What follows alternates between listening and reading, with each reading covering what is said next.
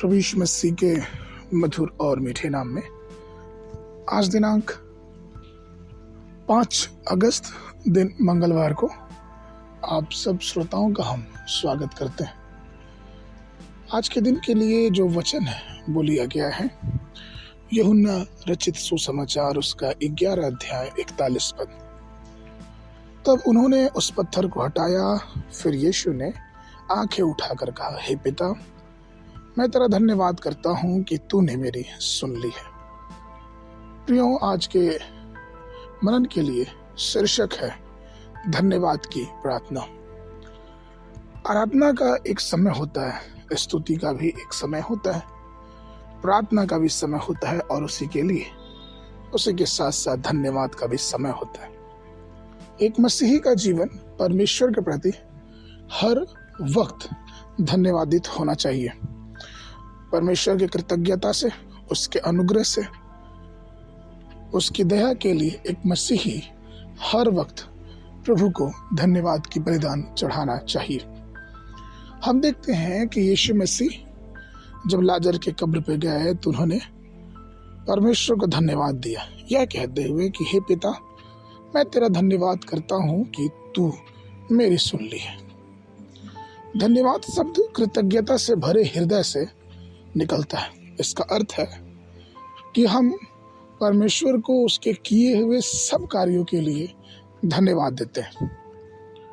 इसी संयोग में भजन संहिता 50 के 23 में भजनकार कहते हैं कि धन्यवाद के बलिदान का चढ़ाने वाला मेरी महिमा करता है, और जो अपना चरित्र उत्तम रखता उसको मैं परमेश्वर का किया हुआ उद्धार दिखाऊंगा। भजन 34 के 1 में भजनकार ये भी कहते हैं कि मैं हर समय यहोवा को धन्य कहा करूंगा और उसकी स्तुति निरंतर मेरे मुख से होती रहेगी। प्रियो, हम मत्ती 15 के 36 में भी ये पा सकते हैं कि जब यीशु मसीह ने 5000 को जब यीशु मसीह ने उस भीड़ को खिलाया और यीशु मसीह के पास सिर्फ 7 रोटियां और कुछ मछलियां थी, उस समय भी प्रभु यीशु मसीह ने उन रोटी और मछलियों के लिए परमेश्वर का धन्यवाद दिया। जब हम और आप निरंतर प्रभु की स्तुति और उसकी आराधना में आगे बढ़ते जाते हैं तो हम ये देखते हैं कि हमारा हृदय धन्यवादित हो जाता है। लुका 10 के 21 में भी हम पढ़ते हैं कि वचन यह कहता है कि उसी घड़ी वो पवित्र आत्मा में होकर आनंद से भर गया और कहा, हे पिता, स्वर्ग और पृथ्वी के प्रभु, मैं तेरा धन्यवाद करता हूँ कि तीनों इन बातों को ज्ञानियों और समझदारों से छिपा रखा और बालकों को प्रकट किया है। हाँ हे पिता, क्योंकि तूने यही अच्छा लगा। प्रियो, लुका 1:46 और 47 भी इस बात को जोर देते हुए कहता है कि तब मरियम ने कहा, मेरा प्राण प्रभु की बड़ाई करता है और मेरी आत्मा मेरे उद्धार करने वाले परमेश्वर से आनंदित है। यीशु ने अंत में, अगर आप यीशु मसीह के अंत के जीवन के अंत की बातों को पढ़ते हैं, जब गतसमनी बगीचे में यीशु मसीह थे, उस समय में, उस पीड़ा और उस कष्ट में भी उन्होंने परमेश्वर को धन्यवाद दिया। हम वचन में पढ़ते हैं कि किस प्रकार से वो भजन और धन्यवाद की स्तुति गान गा के उस गतसमनी के बगीचे में गए।